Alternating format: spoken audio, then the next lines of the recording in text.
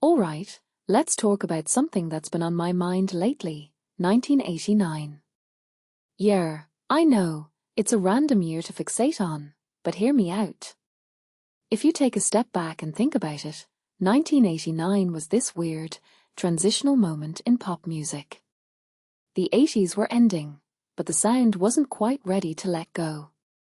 Synth-pop, glam metal, and psych rock were all colliding in the charts, and honestly, it's a goldmine of forgotten gems. Today, I want to dive into 4 songs from that year that, in my opinion, still sound ridiculously fresh. What makes this really interesting is how these tracks got buried over time, even though they were massive hits back then. It's like they fell through the cracks of nostalgia, and that's a shame because they deserve way more love. First up, let's talk about I Drove All Night by Cyndi Lauper. Personally, I think this song is a masterclass in 80s synth-driven drama. What many people don't realize is that it was originally written for Roy Orbison, but Cyndi's version hit the airwaves first. Her take is raw, urgent, and honestly, it feels like she's pouring her entire soul into those lyrics. What this really suggests is that sometimes the right artist can completely redefine a song. Roy Orbison's version is great, but Cyndi's?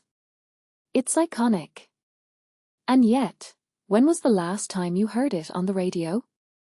It's like the song got lost in time, and that's a crime. Next, we've got When I See You Smile by Bad English. This one's a pop rock anthem with that squeaky clean 80s production. You know, the kind that makes you feel like you're driving down a highway with the wind in your hair. What makes this really interesting is how it managed to be both massive and forgettable at the same time. It hit number 1 on the Billboard Hot 100, but today, it's like it never existed. In my opinion, this speaks to a bigger trend in music history, how songs that are too of their time often get left behind. But if you listen to it now, it still holds up. The melody, the energy, it's all there. Now, let's talk about Heaven by Warrant. Yes, it's glam metal, but don't let that scare you off. This song is a pop hit in disguise. What many people don't realize is that it peaked at number 2 on the Hot 100, which is insane for a genre that's often written off as niche. But here's the thing, even on classic rock radio, you barely hear it anymore. Why? I have no idea. Personally, I think it's because glam metal as a whole got pigeonholed as this cheesy, over-the-top genre. But if you take a step back and think about it, Heaven is a beautifully crafted song.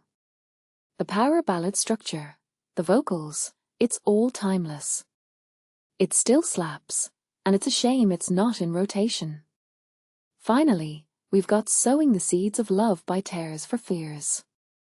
This one's a bit of an outlier because, let's be honest, most people only remember them for Everybody Wants to Rule the World.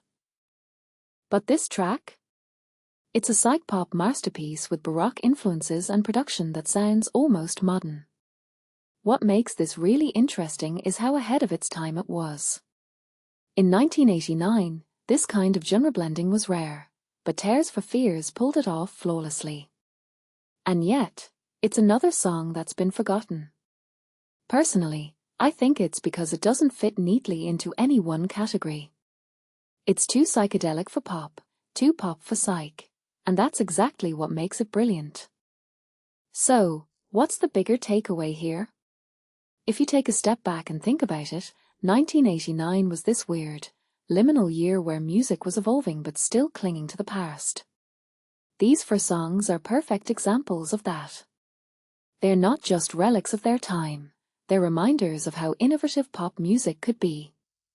And yet, they've been overlooked, buried under the weight of nostalgia for other hits. In my opinion, that's a mistake.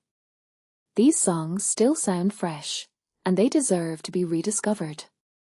What this really suggests is that maybe, just maybe, we've been too quick to write off the past.